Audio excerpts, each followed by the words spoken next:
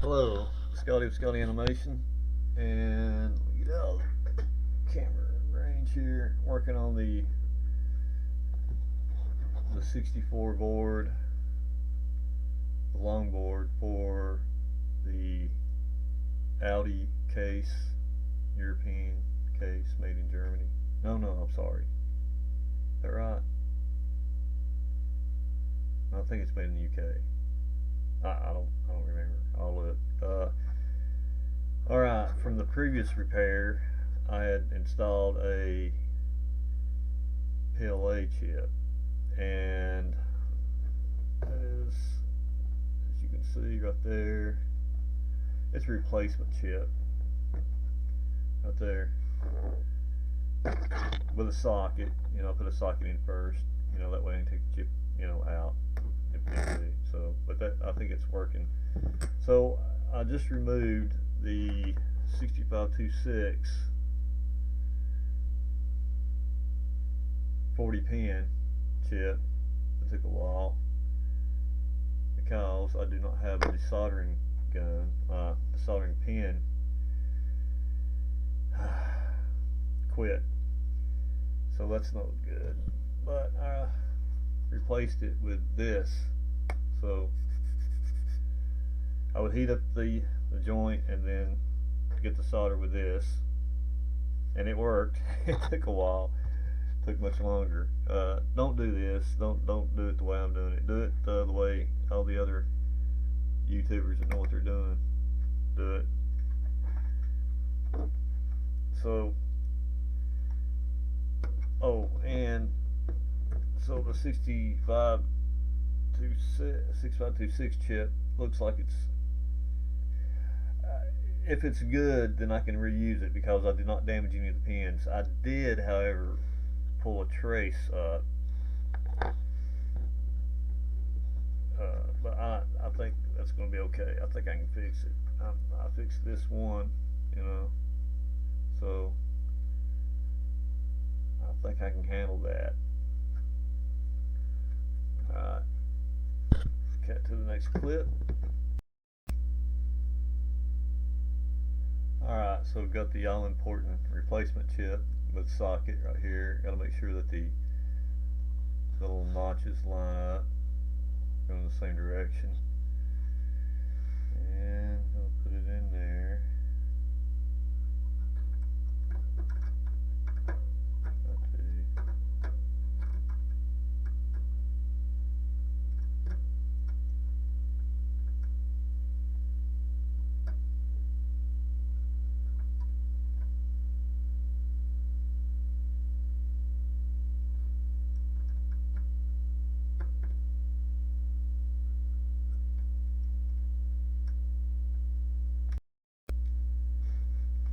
So while trying to push the chip in, I did not exactly damage the pins, but pushed them up. The one on the very end, and one there on in the middle there. So I went through and cleaned up those holes some more. I'm gonna take my those pliers and try to pull that out. Oh.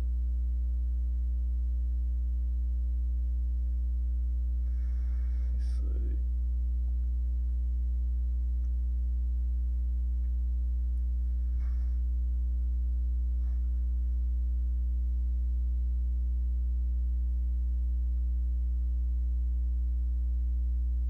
Well, actually, I can't grab it with my needle nose pliers.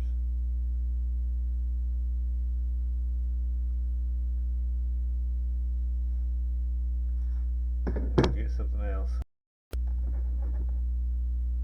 Alright, my needle nose pliers are old and they got a little gap, so I can't use those.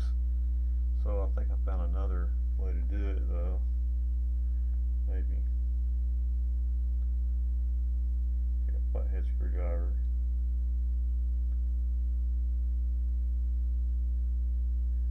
Gently push the pin.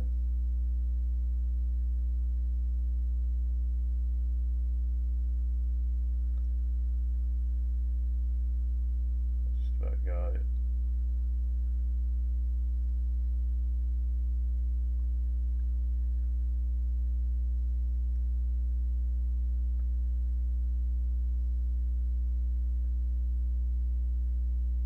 Cheap sockets, right? Alright, so I got the chip in there, and socket. I'm going to clean it.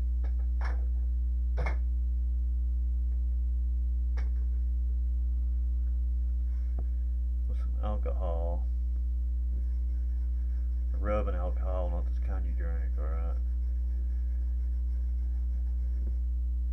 I'll be very careful around that pin because that's the one that the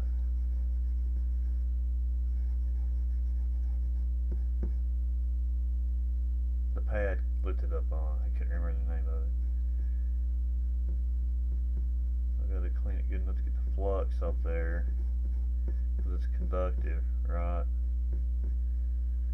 Supposedly, what YouTube people say. My solder's a mess, dude. Alright, I put it back in the lower case. Just in case I get any solder bits on this table. I got the Atari 600 XL checking out the video, the monitor output to make sure, you know, that the monitor's outputting. Now I'm going to connect the video cable and the power supply to this and see what it does. Okay, the moment of truth. Is it going to work or is it not? I don't know. It's either going to work or it's not. But I'm going to have to test it. I'm going to have to try it. So here it goes.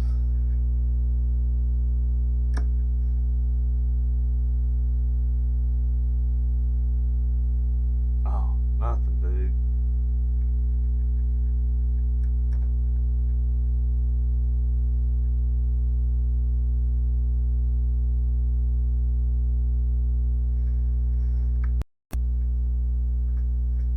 Okay, so I tried the old chip and still only got a black screen. So, and you know, trying the new chip again, no, it didn't work either. So, and when I was pulling the old chip out, one of the pin, it had pulled one of the pins from the socket out, and it looks like that I missed a pin, soldering a pin. So I'm hoping this is going to fix it. I soldered the pin back. I soldered it, so apparently I missed it in the first place. So now I'm going to see if it works. Just going to power it up and see what it does. Oh, black screen. Bummer. Bummer. Okay, so looking at it, my bodge wire that I had to make during my last video for when I lifted the pad up when I was taking the PLA chip out the last video, the bodge wire came off. So, you know, I am not the best solderer, okay? So, I never claimed to be. I'm terrible at soldering. I can hardly see what I'm doing. I have to use this little magnifying glass to see what's going on. So turn it on, and it comes up. It works, dude. I fixed it. So, and I got lucky. Okay, I did have to use some logic. I had to deduce that the problem was that it was this particular 6526 chip. Is that right? 6526. Yeah. And you know, because this one is the same exact chip, but it controls like the keyboard and joysticks and all that stuff. And so I tested that in BASIC. You know, I could type in a program and test the joysticks and stuff. Wrote a little program to do that. And so it was just, you know, going through documentation online, you know, about possible, you know, the symptoms and the possible solution to the symptoms. You know, going through that. Well, it seemed like it would be that chip right there, U2. That's the position of the chip on the board. So the problem, when I got this computer, the case was beautiful, you know, so I took a working board, 64 board, and put it in the beautiful case, which I'm going to do a video about my Commodore collection, and so you'll see that in the video. But this computer wasn't working, and it came with a power supply, and I dared not use the power supply because, you know, they're notorious for being bad. So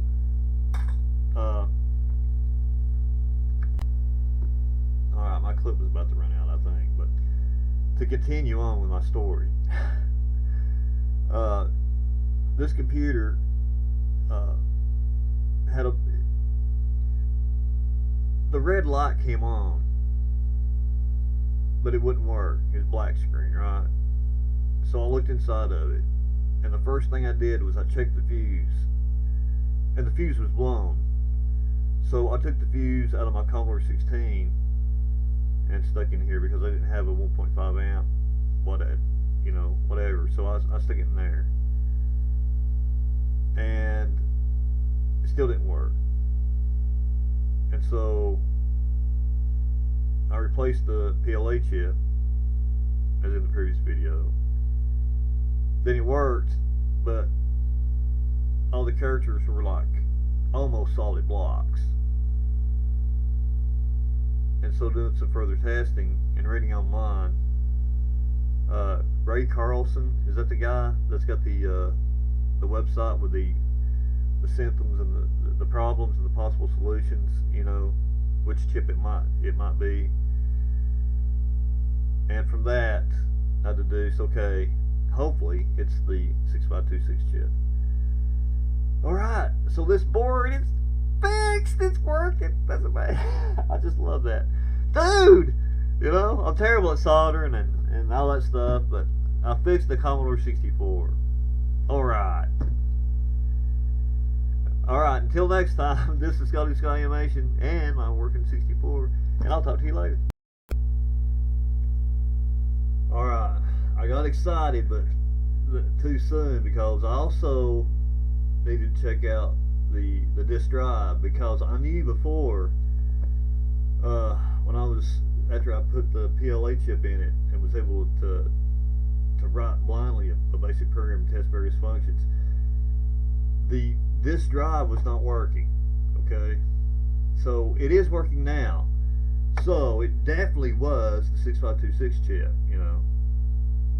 Now I've got to see if like the SID chip works and all that jazz. So I'm thinking Donkey Kong's got a pretty good tune in it. I'm thinking that one. Let's see.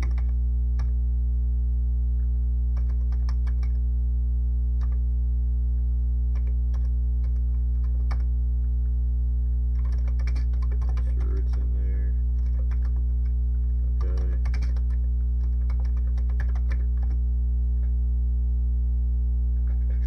And there it is in its ALDI case. You can see that. So it's looking pretty good. It's going to take a minute to load Donkey Kong. I'll come back. And it would appear we have audio. What about that?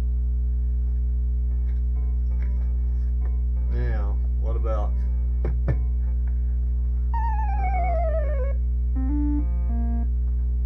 joystick here?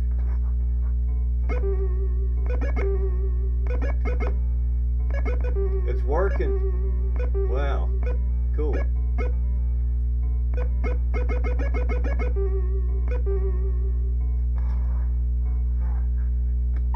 know, I don't know if I can show that.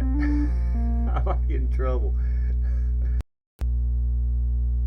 So there we have a working Commodore 64 in a ALDI, what's known as an ALDI case from Europe, and I think it was made in the UK. So now I'm going to move on to another project.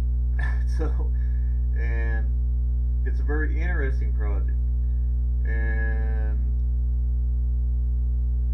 you'll just have to stay tuned to watch. Alright, this is Scott Animation. I will talk to you later. For more content, you can visit www.scottyanimation.com. There's a lot more stuff on there.